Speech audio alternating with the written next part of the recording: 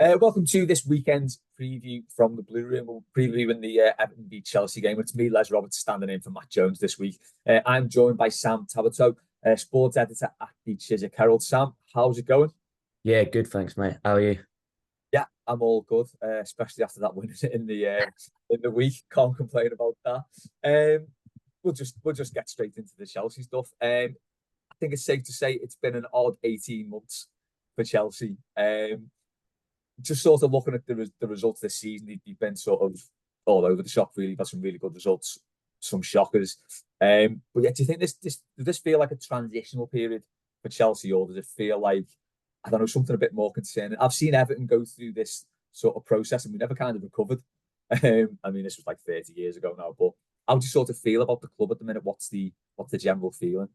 Sure, yeah, it's certainly a transitional period. And I mean, the thing is when you look at this compared to last season, we've just completely ripped up the rule book, really, because, we went down the route of Potter. We were going for that project. We realized quite quickly that that's actually, it's not going to work out. He probably wasn't the right character. There was certainly there was a lot of issues with that squad. Half the people had their foot in the door. Others had only just arrived. So it made for a real sort of mixing pot of characters. You're going to struggle to make progress if that's the case. We've now gone with Pochettino, and I'm quite happy with how it's going, actually. Social media being what it is, after every sort of result, there's going to be a reaction. And there's a lot of sort of very heated opinions being thrown out about players, about managers, about their suitability, etc. But ultimately, I think I've seen enough progress to suggest that, if we give this patience, which, in modern football, that's not, that's probably asking for a little bit too much, right? But, if given patience, I've seen enough with the players, their personal growth, but also as a team, we are playing a brand of football, which couldn't be said for last season, that's for sure. Yeah, I mean, I don't know about you, but I think when Chelsea appointed Potter, it never seemed like it was going to be a good fit. I mean, he seems like a fella who needs a good few seasons to sort of get the team playing the way he does. And famously, Chelsea haven't really got that sort of. They don't give managers that much time, do they? Really? Do you think Pochettino will get the time he needs though? Because obviously, it's sort of going through that really quick transitional period. Bringing in a manager like Pochettino, was there any sort of fallout from him being an ex-Spurs? Because I know there's absolutely no love lost between those two clubs. Like, was there anything between that, or? Um, with the whole Spurs thing, it's an age-old trope that gets trotted out every time we lose, and I always believed that was going to happen. I think you'd be silly not to, but ultimately, if you look at it from a very sensible standpoint, it's ridiculous, really. Yeah, There was the whole sort of build up to our win against Tottenham, and the chat before was, oh, he's giving them too much credit. He's still sort of in their camp, etc. It's just ridiculous, really.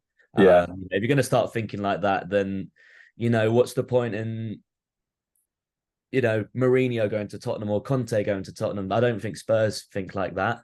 I just don't think those sort of things are true, but they certainly do get trotted out now and again. Yeah. yeah. I suppose there's been a fair bit of overlap there with managers. Never got onto that actually, yeah. But there's been quite a few managers that have had a foot in both camps. But yeah, so do you think? So you said Pochettino. You think he's turning it around? It will take time. Clearly, you've bought a lot of players. Do you think he'll get given the time to sort of stamp his sort of authority on it, or what's the No, sort of feeling about that? I think he will, because for as much as we like to talk about the ownership and all the sort of they're learning on the job. Yeah, Let's not be wrong about that. And they've made as many mistakes as you'd probably expect, right? But they've also made a lot of positive additions, and I think they are actually building something that's a lot more sustainable than what we had previously. And I also do think that when it comes to Pochettino, they're ready to give him time. I do genuinely think with Potter, they made, quite an outlandish decision, but they made a decision that they've had to stick by, whereby they've said he is not the right character for the squad. We've got that one wrong. but we're going to get this one right with Poch, and I do think that they will give him time. Yeah, that's interesting that you say about the sort of sustainability because I think I mean, Chelsea's sort of run since the late '90s has been ridiculous, really, hasn't it? You've won absolutely everything you could possibly win, Yeah. including the now gone Cup Winners' Cup. But you sort of did that by, as you said before, you kind of ripped up the rule book this season for like what you've been like previously, because you kind of did that by doing sort of the opposite to what everyone else was doing. You were hiring and firing managers quite regularly, but you were getting success that way. So I find it interesting that you say that these new owners have come in and there's more sort of sustainability, or it looks to be a more sustainable plan. Because from the outside looking in, and particularly from sort of the Everton perspective, where you've just got the 10-point deduction, it looks like this new owner's come in and just spent loads of money on loads of players. Is that too simplistic a way to look at it? Because it's really difficult looking outside into another club because you don't really know what's going on. But what's your sort of take on that? I think, the money that's being thrown about is always going to draw headlines. Mm. And I don't think they're naive to that. But I, you know, I also think in the background there is a little bit of the Everton going on in their thinking, in the sense that they know there's charges levied against them. And I do think that this is a hangover from the previous ownership, Yeah, where I can see a transfer ban coming into place in the next sort of 2-3 seasons, whenever they actually get round to looking at these charges. And I think, this whole youth project, spending sort of big fees on really, really unproven players it strikes me as a ploy to retain sell on value, to basically build a squad that could last yeah. through 2-3 transfer windows where we might not have any ability to maneuver. Yeah, that does make sense. It's sort of, you don't really see football clubs putting that sort of long-term plan in place, do you? Because all the players that you basically in the last couple of seasons, you've got rid of a lot of old players, brought a load of new young players, and as you say, when they're sort of unproven or not less or not particularly have played many games in the Premier League, it's always a gamble. So yeah, I suppose it could be another season or two of consolidation, but then if that team sticks together and grows, and you do get the transfer ban, it might not matter so much. So yeah, Mm. I suppose that does make a lot of sense in that regard. I suppose it just needs the fans and the board to be a bit patient, doesn't it?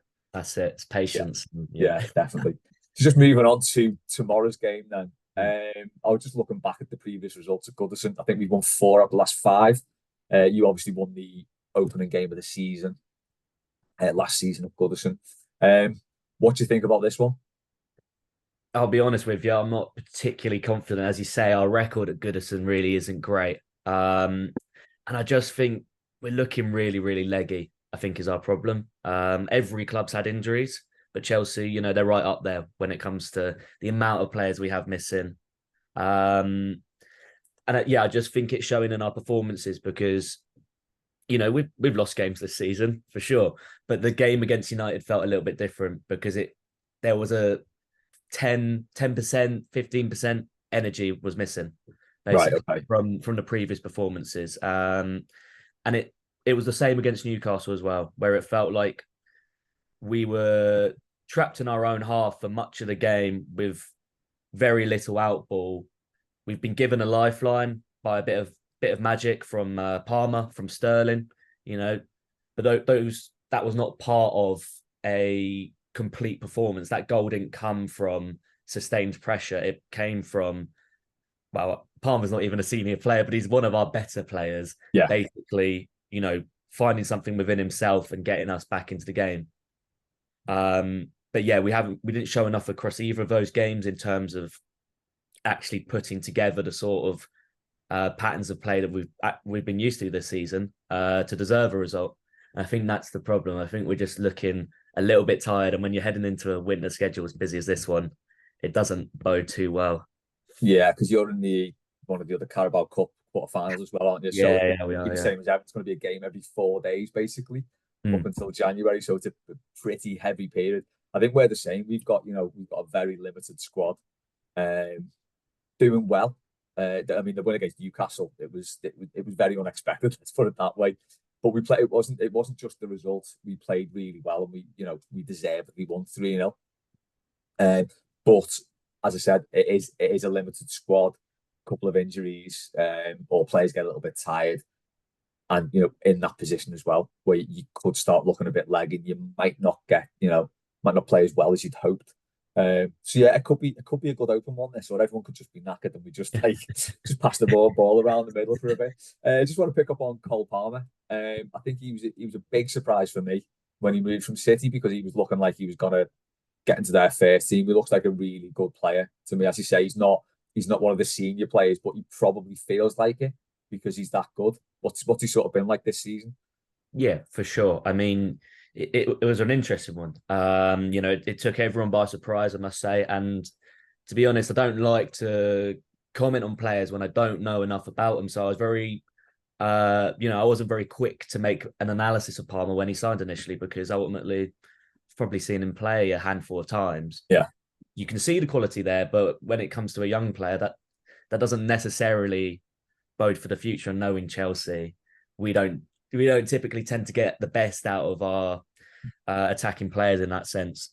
But no, he's shown, not just in the way that he's playing, but in terms of an actual character, how much has been molded by Guardiola, because he strikes me as a seasoned pro. But yeah, it's probably his second or third full season as a senior pro, and it sort of baffles me quite how quickly he's come into this squad and taken up a leadership role. Maybe, he's not perhaps the most vocal, but he certainly sort of leads by example in that sense. And he's, as he did against United, he's dragging us out of situations, a little bit like how Sterling is. But, Sterling's 7 years or something his yeah, senior, yeah. Because that's it. It couldn't have been easy for him, I suppose, because he came in as part of what was it, three big money midfielders who came in. So it's sort of for him to sort of, I guess, right. I guess he's risen above those two to sort of say, yeah, I'm the sort of top boy out of these new midfielders we've gotten, and he's really sort of taken to that role. I think he's the player I am most worried about tomorrow, and Raheem Sterling as well. Is there anyone else who should have my eye on tomorrow? it's a very good point. I think, if he plays, Mudryk he's always a threat, and I do think that when it comes to an analysis of Mudryk, we're always looking at the price tag, and we're not actually Yeah, looking at the man himself. This is a really, really young boy, and he's very raw, and he's come from a war-torn country into a dressing room that's completely, well, it's at war itself, not to make light out of it, but it yeah, is. You know, for him to basically, for Poch to put his shoulder around him and give him that bit of confidence, it's shown in parts this season what he's capable of. And I think, if the ball breaks loose, his pace on the counter is just it's electric at times. yeah. That's it's always a handful for defenders, that isn't it? Yeah, for Especially sure. especially if they're quick to get into the box, because then anything can Mm. happen. Okay, cool. I will keep my eye on him tomorrow. Then I think from an Everton perspective, there's no one that's really stood out for me. We've just put in some like really good team performances. Dwight McNeil obviously scoring the goals. We played Jack Harrison down the middle against Newcastle. He previously played that wide. He looked much better down the middle of the pitch, really. So it will be interesting to see how we line up tomorrow, whether we do the same as Newcastle or we change it up again. Because, as I said, there's a lot of games coming up for all of us. We'll just do a quick score prediction before we finish then. I mean, Mm. it's meaningless, but, let's have a go. What do you reckon? You know what? I'm gonna be confident. I'll say 2-1, 2-1, 2-1. Yeah, I was thinking 2-1 Toffees. So we'll, Yeah, we'll see. We'll see how that goes then. yeah. Cheers, Sam. Hopefully you don't have a great weekend, but good luck for the rest of the season. Thank you, Sam. Very Yeah, you nice one. too. Yeah, nice one, mate. Thank you. Cheers, mate.